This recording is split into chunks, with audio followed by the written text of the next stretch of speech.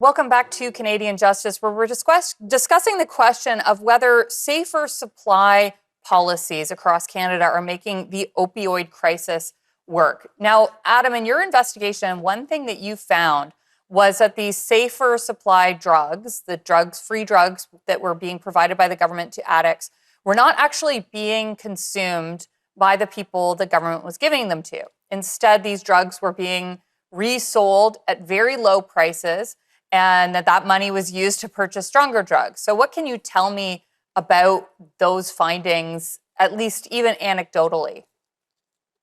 Well, as mentioned earlier, because hydromorphone isn't strong enough to get many drug users high, they sell it on the street at rock bottom prices.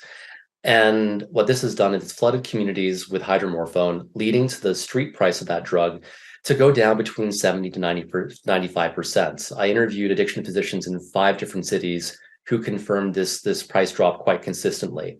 Now, many safer supply advocates will say that this is okay because hydromorphone is probably going to go to people who are in danger, and it's basically just informally increasing access to safer supply for people who need it.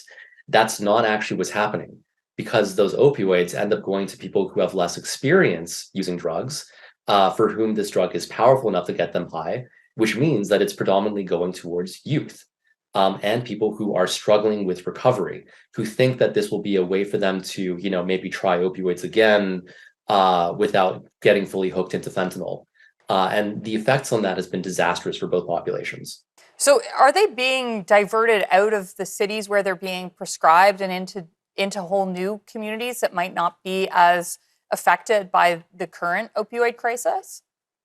Absolutely. And here's the thing, safer supply advocates would want you to believe that diversion is, compassionate sharing.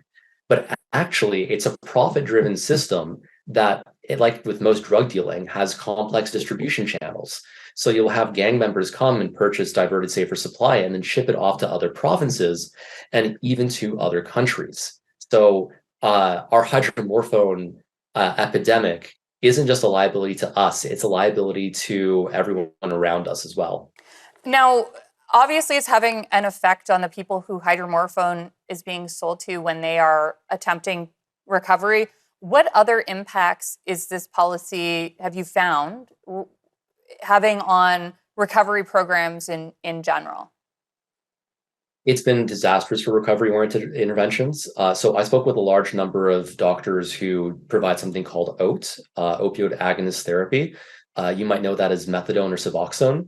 So that is a intervention where you give people long-acting weak opioids that only manage withdrawal and don't provide people with a sense of euphoria.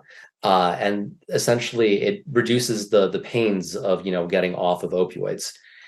Oat has been around for decades, and it is very, very, very effective. And it's been proven by evidence time and time again. There's a huge evidence base for it. People mistake oat and safer supply, and they think that the two are the same when they're not. Now, these oat doctors say that oat uptake has gone down because people don't want to go on oat because they want the euphoria of safer supply, even though safer supply won't get them off drugs in the long term. And many people who were stable in oat programs are destabilizing and relapsing. One of the things that stood out to me in your reporting was that almost all, not all, but many of the doctors went by a euphemism. You named them by color.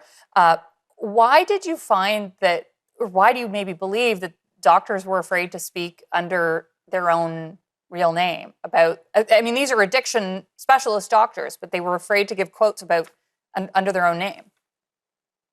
The disturbing thing about the safer supply world is that critics of safer supply are often subject to harassment, professional retaliation, and smear campaigns.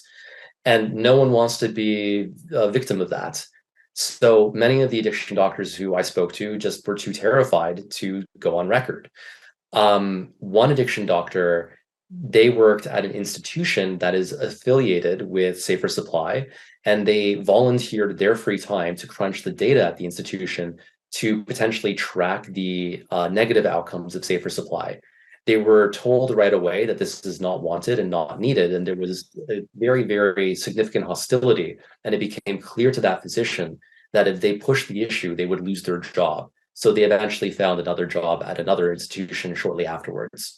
Now, just briefly, we've got about 20 seconds. Did you find that you had experienced this fallout in reaction to your reporting? Absolutely. Just look at my Twitter. It's crazy.